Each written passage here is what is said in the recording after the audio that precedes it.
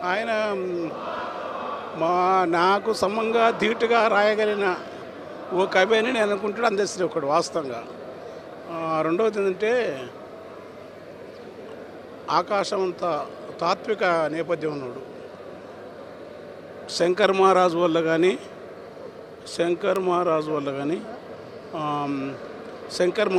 కానీ బిరుదరాజు రామరాజు వల్ల కానీ తర్వాత గణపతి సచ్చిదానందం వల్ల కానీ తనకంటూ ఒక తాత్విక ఆవరణ ఉన్నది. ఆయనకు అక్షరం వచ్చింది రాలేదనకుండా అద్భుతమైన పద సంపత్తుని కవిత్వాన్ని రాసినాడు. తెలంగాణ జాతీయ గీతంతో పాటుగా ఉద్యమంలో జైబోల తెలంగాణ అనేక గేయాలతోని నాకు అతని పాటలు నేను వాడేది రెగ్యులర్ వారం కింద నేను ఈ అన్ని కీలక సమయాల్లో వ్యక్తిగత జీవితం కూడా నాతో దగ్గరగా ఉన్నాడు, ధూమ్ధాములో ఉన్నాడు. నిన్ననే మాట్లాడుకున్నాను రాత్రి ఒక పెద్ద ప్రసిద్ధ వేణుగోపాల్ దగ్గర అందశ్రీ ప్రస్థానం వచ్చి 12 గంటలకు మాట్లాడినాను. తెల్లవారుదాం ఇట్లయింది. బాధాకరమైన విషయం. తాను తన చరిత్ర అంటే ఇంకా బతకాల్సిన వాడు, నాకంటే ఒక 6 ఏళ్ళు పెద్దవాడే.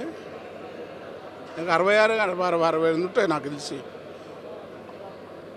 తెలంగాణ సాహిత్య మూల శిఖరాల్లో తాను కూడా ఒకడు. ఒక చదువు లేదు, చిన్నప్పుడు పేదరికము, ఇన్ని అంశాలతోని అసలు ఇంత కవిగా ఉండడం అన్నది తెలంగాణ ఏం సాధించింది?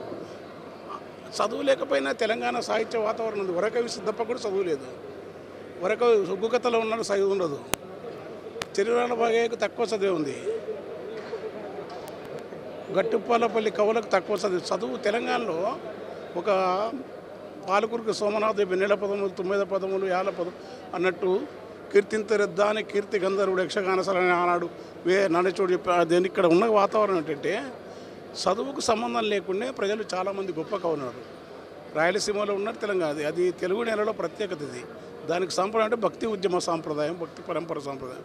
అది కన్నడ కవులకు కమాదేవుల కళ్ళమా ప్రభులక చదువు తమ జీవితంలో నుంచి అక్షరాన్ని నేర్చుకుంటారు. చదువును పూర్వపక్షం చేసి కవిత్వాన్ని ముందు పక్షం చేసిన వాడు అందశ్రీ.